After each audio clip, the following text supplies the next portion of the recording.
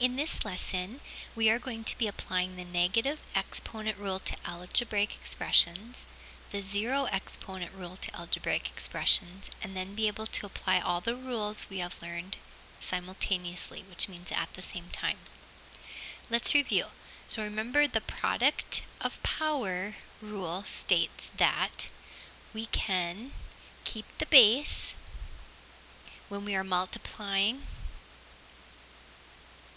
and we're going to add the exponents together. So keep the base, add the exponents. When we have our quotient of a power rule, if we have the same base, we keep the base and we subtract the exponents. And then our power to a power rule says that we keep the base and we multiply the exponents together. Let's take a look. Filling in the chart, if we have 2 to the 5th power, 2 times itself 5 times is 32. 2 to the 4th power, 2 times itself 4 times is 16. 2 to the 3rd power, 2 times itself 3 times is 8. 2 to the 2nd power is 4. 2 to the 1st power is 2. So taking a look at the pattern, as we decrease in our exponent, we're actually then dividing by 2 each time.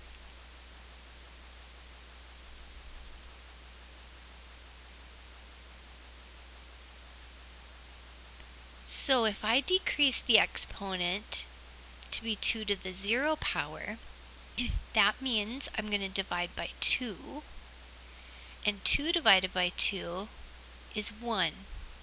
So that's the first rule that we're going to talk about today, is that any number except for 0 to the 0 power is 1.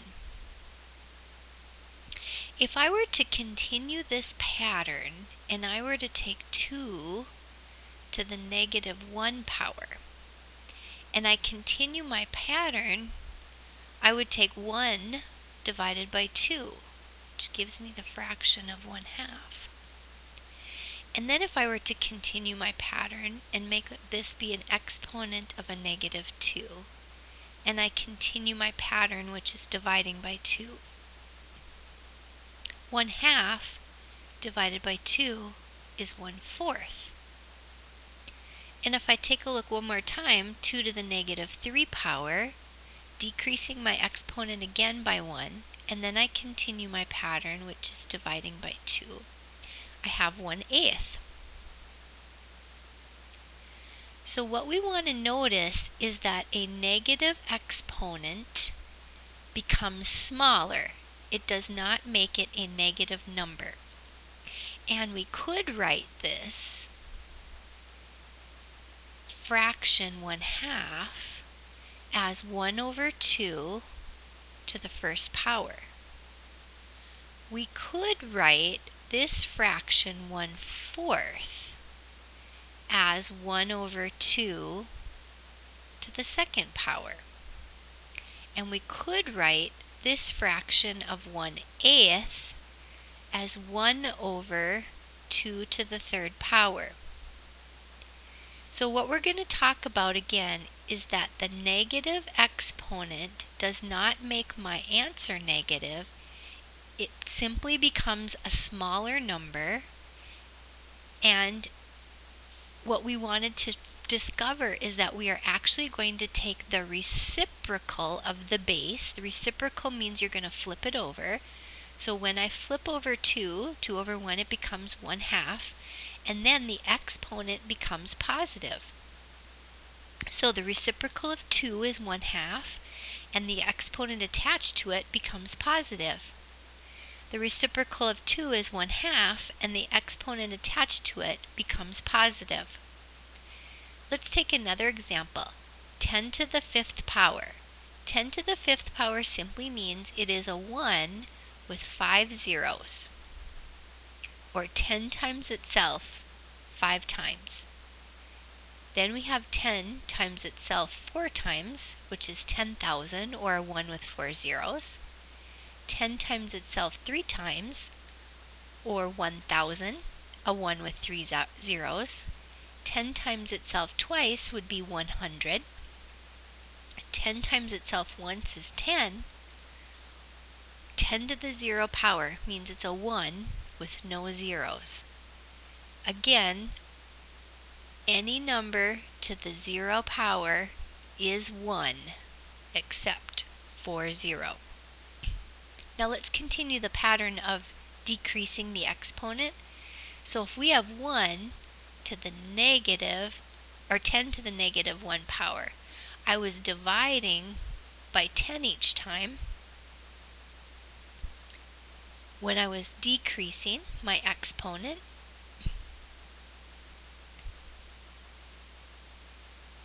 And as we talked about having one less 0, it also means dividing by 10 or moving the decimal back one place. So if I take 1 divided by 10, I get 1/10. If I go 10 to the negative 2 power, and again I continue my pattern where I'm dividing by 10, I'm going to get 1 over 100, which can also be written as 1 over 10 to the second power. And we could keep continuing that pattern. So the zero exponent rule tells us this, that any number to the 0 power is 1 except 0. That is undefined. And our negative exponent rule says this. We simply take the reciprocal of our base, and then the exponent becomes positive. So if we have x to the negative m power, that simply means take the reciprocal, 1 over x, and the exponent becomes positive. Remember, it is not a negative number. Alright, let's take a look at our examples.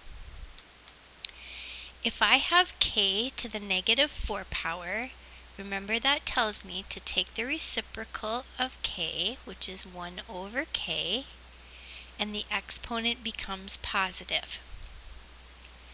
For this example, I have 1 over y. The reciprocal simply means to flip it over, so it becomes y, and the exponent becomes positive. In our next example, we are going to be taking the reciprocal of some and leaving some. So I have a to the 8th power. It is a positive exponent. We can leave it as a to the 8th, and we understand the denominator to be 1, so the a to the 8th will be in the numerator. The reciprocal of b is 1 over b, and so we will put that in the denominator, 1 over b, and the exponent becomes positive. The reciprocal of c is 1 over c, so c moves to the denominator, and the exponent becomes positive. In our next example, we have negative 5. Remember, that's going to be to the first power, m to the negative 3 power, n to the 9th. Negative 5 over 1, so our negative 5 stays in the numerator since it has a positive exponent. M to the negative 3, we need to take the reciprocal of m, which is 1 over m, so that moves our m to the denominator and makes our exponent positive. N to the 9th has a denominator of 1, that will stay in the numerator. In our next example, we have g to the first power. Our g is a positive exponent, so it can stay. Now we have h to the negative 8, so we take the reciprocal, which is 1 over h. H then moves to the denominator, and the exponent becomes positive. a is in the denominator, so when we take the reciprocal, it's going to move it up to the numerator, and the exponent becomes positive.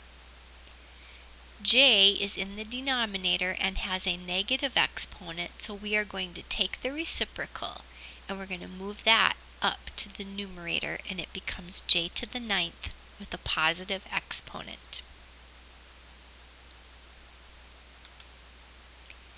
Let's take a look at our next example, and now we're going to apply all the rules that we've learned to this point. We are multiplying these two together, and since they have like bases, we're going to keep the base and we're going to add the exponents together. 5 plus -8 is -3. Now we use the rule that we learned today. To make our exponents positive, we take the reciprocal, and then our exponent becomes a positive 3. In our next example, we know we can multiply in any order that we choose, so we're going to multiply the a's together. We have like bases, so we add the exponents. 2 plus 6 is 8. Then we have our b as our base, so we're going to keep the b and we're going to add the exponents together. -3 plus 3 is 0. What we learned today that was any number to the 0 power is 1 except for 0. So b to the 0 would be 1, and 1 times a to the 8th will be a to the 8th. In our next example, we're going to keep the bases in the denominator, which is a t. Since they're being multiplied together, we're going to add the exponents, which would be -6. Then, to make that positive, we're going to keep the 3, and we're going to take the reciprocal. Since it is in the denominator, it will move up to the numerator, and the exponent will become positive. So we have 3t to the 6th power. We can multiply in any order we choose, so we're going to multiply the leading coefficients together. -6 times 3 times 4. So we have -6 times 3, which is -18, and -18 times 4 is -72. So we have -72. Then we're going to keep the base of the v, and we're going to add the exponents together because they're all multiplication. So remember that this is v to the first. So this would be 2 v's and 1 v, which would be 3. And then -9 would be -6. So we have v to the -6 power. We have to finish simplifying. So we have -72. And then we have to take the reciprocal of v, which puts it in the denominator and makes the exponent positive.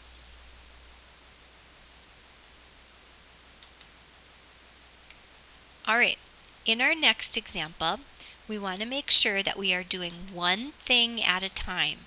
These problems can look overwhelming, but we want to do one thing at a time. In this example, I think the easiest thing to do would be to first of all make all the exponents positive, or we could subtract and then make them positive. I suggest we make all the exponents positive first. So we're going to take the reciprocal of m, and we're going to then, since it's in the numerator, it moves to the denominator and it becomes m to the 4th. We're going to take the reciprocal of the n, and that then moves the n to the denominator, n to the 12th. P can stay in the numerator as p to the 7th. In the denominator, I have m to the 2nd. That can stay.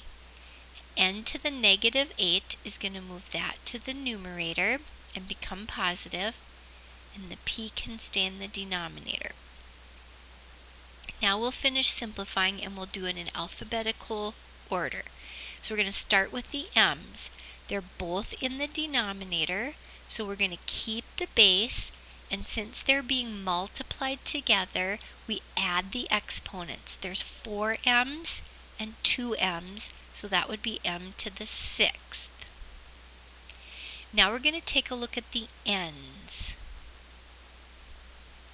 There are more n's in the denominator, so that's where the simplified version will be. We'll subtract the 2. 12 minus 8 would be 4. So since there were 8 in the numerator and 12 in the denominator, after we simplified there would be 4 left. Now we'll look at the p's. So we have p to the 7th and p to the 1st.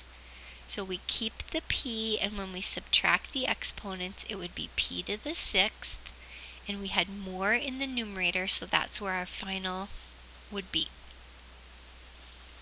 Let's take a look at the next example. So we have a 3 to the 1st power, and then let's make our exponents positive. So this t, we're going to take the reciprocal, it moves it to the denominator and becomes t to the 2nd. And this t that's in the denominator now will move to the numerator and become t to the positive 4.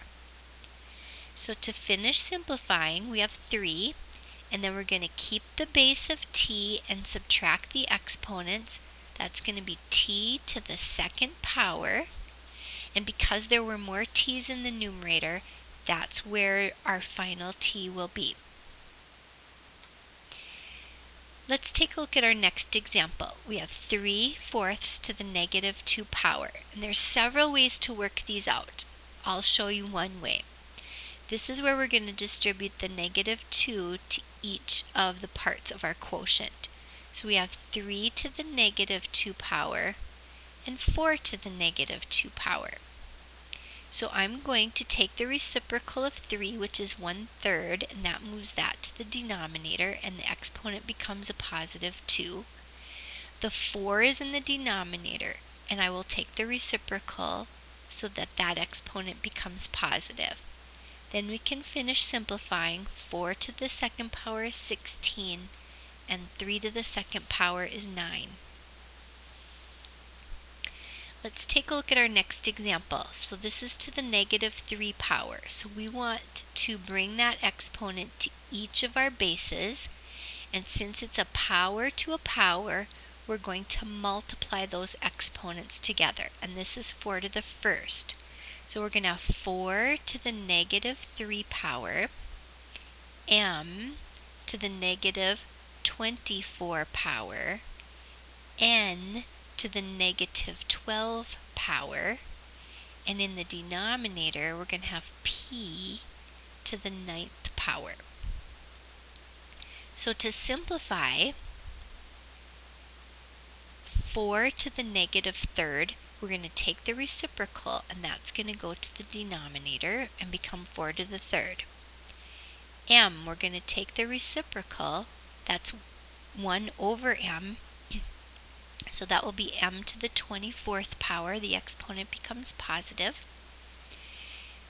N to the negative 12 will take the reciprocal, 1 over n to the 12th, and the p is in the denominator already and is a positive exponent.